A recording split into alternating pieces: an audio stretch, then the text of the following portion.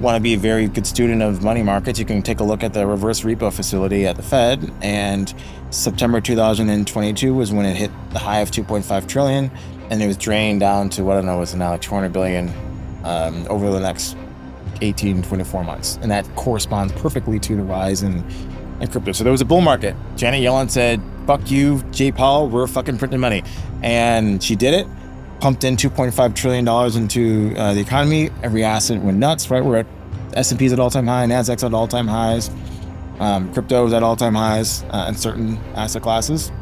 So there has been a bull market. Arthur Hayes begins by reflecting on the crypto bull run that unfolded from late 2022 to early 2024.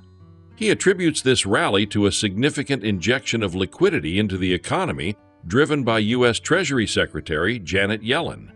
Through mechanisms like draining the Federal Reserve's reverse repo facility, which peaked at $2.5 trillion in September 2022 and dropped drastically over the following years, Yellen essentially counteracted the Federal Reserve's quantitative tightening. This liquidity infusion spurred a sharp rise in asset prices, including cryptocurrencies. According to Hayes, Bitcoin's trajectory is no longer defined solely by its historical 4-year halving cycle.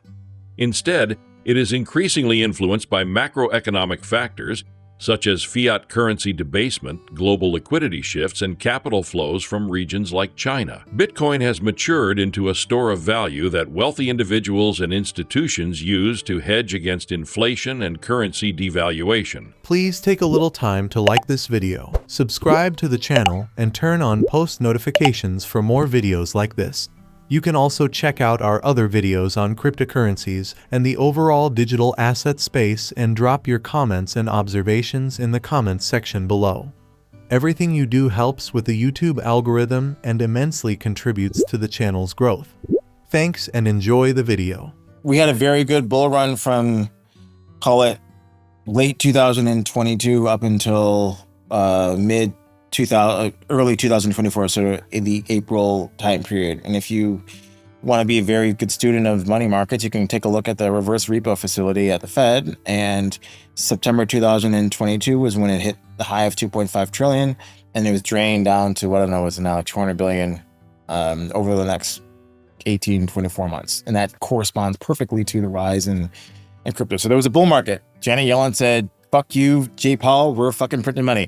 And she did it, pumped in $2.5 trillion into the economy. Every asset went nuts, right? We're at S&P's at all-time high, NASDAQ's at all-time highs, crypto's at all-time highs in certain asset classes. So there has been a bull market. It hasn't been as broad-based as traditional ones, where every single piece of shit altcoin is 10x, right?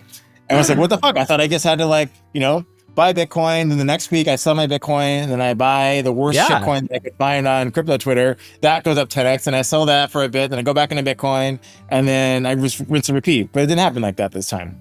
But in a macro sense, there has been a bull market. It's just that very few people have participated in it. And so you have a lot of people who said, oh, it worked like this in the past cycles, therefore it must work like this in this cycle. And they got hosed. Look at the liquidity cycle. Bitcoin, I think, for the first time, is very clearly directly related to liquidity. And China was in the past, it was the dollar this time, maybe it goes back to China and then maybe the global aggregate. But the tech is solid. The tech changes less and less, obviously, as Bitcoin gets older and older. And the thing that really matters is how much fiat is being debased. How fast, from where, what's the pipe? Understand that. And I think you get a much better sense of where Bitcoin and crypto goes.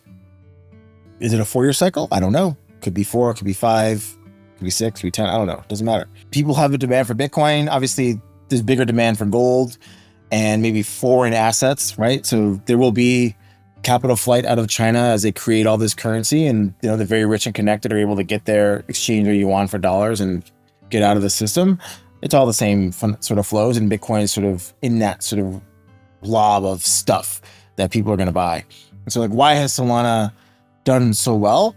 Well, on a sort of percentage change basis, the profitability, if you own Sol and stake it and become a validator, has dramatically improved over the past sort of 18 to 24 months. and it correlates perfectly with the rise in the price, right? Revenue is up because transactions are higher. You have you have MEV, you have the sort of the priority fees and all these sort of things, and and the validated rewards from being validated, right? So the profitability of the chain has improved dramatically, and therefore the price has done very well. Now, ETH already came into this thing as the top dog, right, in terms of like size of the network, and so on a rate of change basis, obviously didn't go down as much either, right? Solana went from 250 to 7. ETH went from, I don't know what, like 3,000 to 1,200. Yeah, 50% decline. 4,500, yeah, something like that. And so, but everyone in ETH thinks, oh, it should be up 10,000. Well, show me $10,000 worth of improvement in the underlying metrics of the percentage of circulating supply that has been burnt because there's been transactions on the network. And so that hasn't happened, and therefore the price hasn't gone anywhere. But law of large numbers tells me that as Solana gets larger, it's harder and harder to replicate those past returns.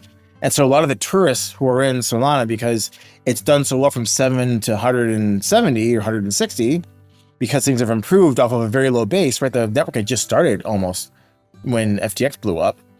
Well, you're not going to replicate that again. So it's going to be hard going forward to replicate the past success. And I think once that narrative shifts and they get a bit of sour grapes, then you start seeing more sort of like activity back in ETH. They're like, oh, well, guess what? ETH, L1 plus some of L2 transaction volume is higher than Solana. The transaction fees are coming down. It's more secure because in a proof of stake situation, it's got a higher total notional value of the network. Therefore, it's more secure. And if we believe that there's dangerous state actors or corporation that want to take down competing sort of free association of people using compute, then wouldn't you want the strongest chain, which is the one that has the most value, to be slashed? So I think all these things start to matter when the velocity of change slows down in Solana, because it's past success breeds future failure. Hayes emphasizes that the success of crypto projects will increasingly depend on tangible metrics like network profitability, utility, and scalability. He highlights that the era of speculative gains from tourist investors chasing the next big altcoin is waning. Instead, projects like Ethereum and Solana will be judged on their ability to deliver sustainable value to users and stakeholders. For Bitcoin, Hayes predicts its role as a hedge against fiat debasement will grow stronger, especially as governments worldwide continue to run fiscal deficits. He concludes that as long as central banks and treasuries prioritize nominal GDP growth over sound monetary policies, Bitcoin's value proposition as a decentralized store of value will remain intact. The US government's debt load is massive, and, the US government will get funded. Central bank independence be damned. And so what does that mean? That means that when Powell was doing QT, Yellen did, we're going to drain the reverse repo. We're going to switch the duration or the types of bonds that we issue. Instead of issuing long-dated bonds that nobody wants to buy, we're going to issue these treasury bills, like less than 1 year maturity, that everybody wants. And so if you've got, cash in the Fed that earns, let's say 1%, well, I'll give you 1.05% to buy my debt. So why don't you take your money out of the Fed and come buy my stuff? And so that's what happened. And so, $1 trillion of QT has been done since they started. Well, Yellen did $2.5 trillion of essentially QE. And that's why the markets are ripping. Now, the problem is once the reverse repo facility gets too low, then what happens? She runs out of juice. And so what does she do? She goes over to Powell. She says, stop that QT thing. And he tapered in May when U.S. Treasury was about 4.5%.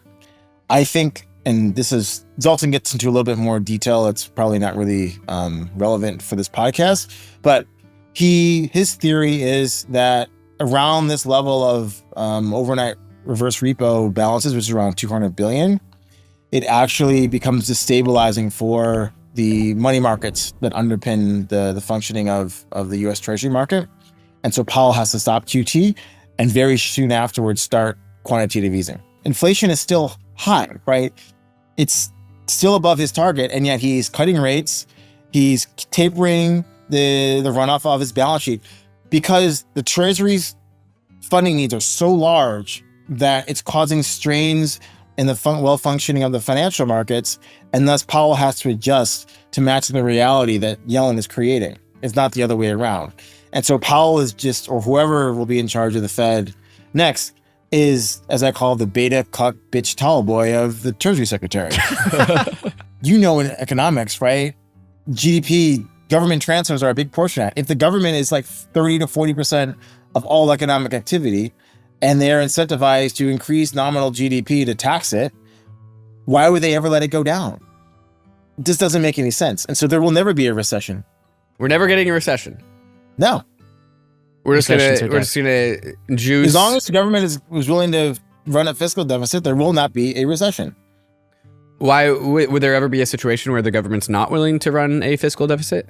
Well, the voting preferences change, hyperinflation, war aftermath. Maybe they've finally deleveraged their balance sheet. There's situations, but we're not in that situation right now. This is wartime for U.S., Russia, China, Europe, right? They're all at war with each other, and so it's time to spend money to build stuff.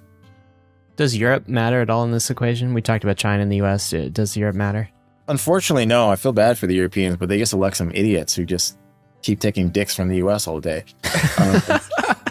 So there's like limited sovereignty you see in kind of like Europe over its economic destiny. Look at Germany, right? They foolishly said, I don't want any more cheap Russian gas. And now one of the largest sort of ammonia producers, BASF, is shedding production. All the car manufacturers can't produce cars at the same price level as the Chinese, and they're getting their asses kicked. The economy's slowing, price of energy's down. And so what are they doing? They're importing expensive LNG from the US. And, you can pick a European country and leaders are doing dumb shit because of their allegiance to, America. In my crypto bucket, I'm losing 95% invested, right? I have a bit of cash, but yeah, obviously we run a fund. It's all my money anyways, but we have Bitcoin, ETH, and then we have a lot of locked tokens in a lot of projects. Mm-hmm. How big is your crypto bucket portfolio percentage versus non-crypto? Liquid crypto bucket, I don't know, versus non-crypto is probably like 5-6x of the other bucket. 5 to 6 times larger than the non-crypto bucket. Okay, nice. All right, one of us. You're one of us. All right, cool. Got that established. All right, let's talk about Bitcoin and Ether then. So you specifically mentioned Ether. I want to talk about that for a minute because it feels a little bit like Ether, the asset, has been left behind this cycle. Right? It's like, what's happening to ETH, man? Like, do you have a take on this? So I still haven't gotten all the numbers together, but essentially, if you take a look at, so let's say post FTX blow up, right? Solana went down to $7, and now it's 170 or 760, something like that, right? Like amazing performance. And ETH went from 1,200 to 2,500, kind of like double-ish, right? Arthur Hayes' insights underscore the complex interplay between macroeconomic forces, geopolitical shifts, and cryptocurrency markets. By understanding the drivers of liquidity, network fundamentals, and global capital flows, investors can navigate the evolving crypto landscape with greater confidence. Whether you're a seasoned crypto enthusiast or new to the space, Hayes' analysis offers invaluable guidance on where the market might be headed next. If you found this breakdown insightful, don't forget to like, subscribe, and share your thoughts in the comments below. Stay tuned for more expert analyses on the ever-changing world of cryptocurrency. Please like and subscribe my channel.